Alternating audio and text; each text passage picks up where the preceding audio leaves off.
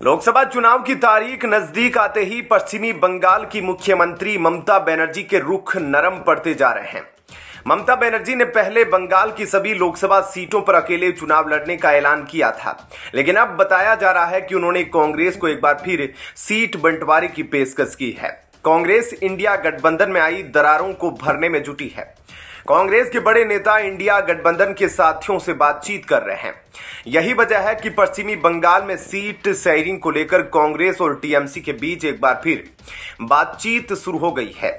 सूत्रों की माने तो दोनों पार्टियां मिलकर लोकसभा चुनाव लड़ सकती है, लेकिन इन सब के बीच खबर है कि पश्चिमी बंगाल के कांग्रेस अध्यक्ष व लोकसभा में विपक्ष के नेता अधीर रंजन चौधरी अपनी पार्टी से नाराज चल रहे हैं।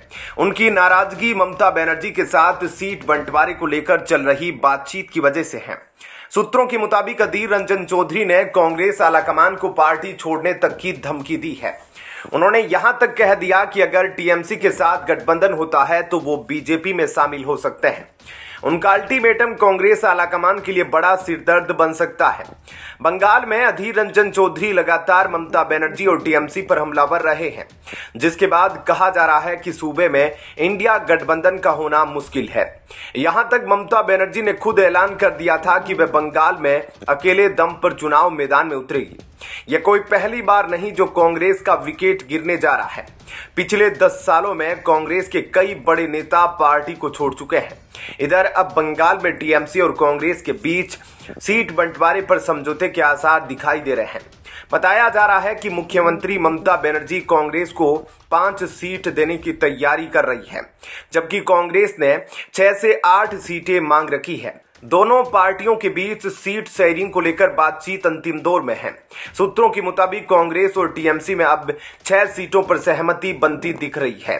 दोनों दलों के बीच 36-6 का फॉर्मूला तय हुआ है, यानी बंगाल में टीएमसी 36 सीटों पर चुनाव लड़ेगी और कांग्रेस 6 सीटों पर चुनाव लड़ेगी। सूत्रों के मुताबिक कांग्रेस किन किन सीटों पर चुनाव लड़ेगी, इस बारे में फाइनल राउंड की बातचीत चल रही है। कांग्रेस की 5 सीटें तय हो गई है।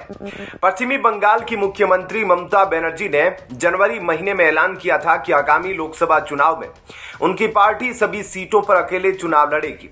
इसे विपक्षी इंडिया गठबंधन के लिए बड़ा झटका माना गया था।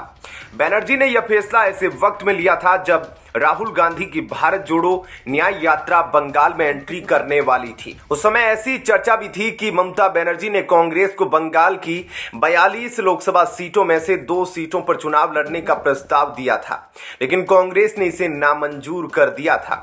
आगामी लोकसभा चुनाव में उत्तर प्रदेश में समाजवादी पार्टी और कांग्रेस गठबंधन का बुधवार को आधिकारिक ऐलान किया गया। कांग्रेस और सपा गठबंधन के तहत कांग्रेस यूपी में 17 सीटों पर चुनाव लड़ेगी और गठबंधन के तहत अन्य बची हुई 63 सीटों पर इंडिया गठबंधन के जो भी उम्मीदवार होंगे वो चुनाव लड़ेंगे।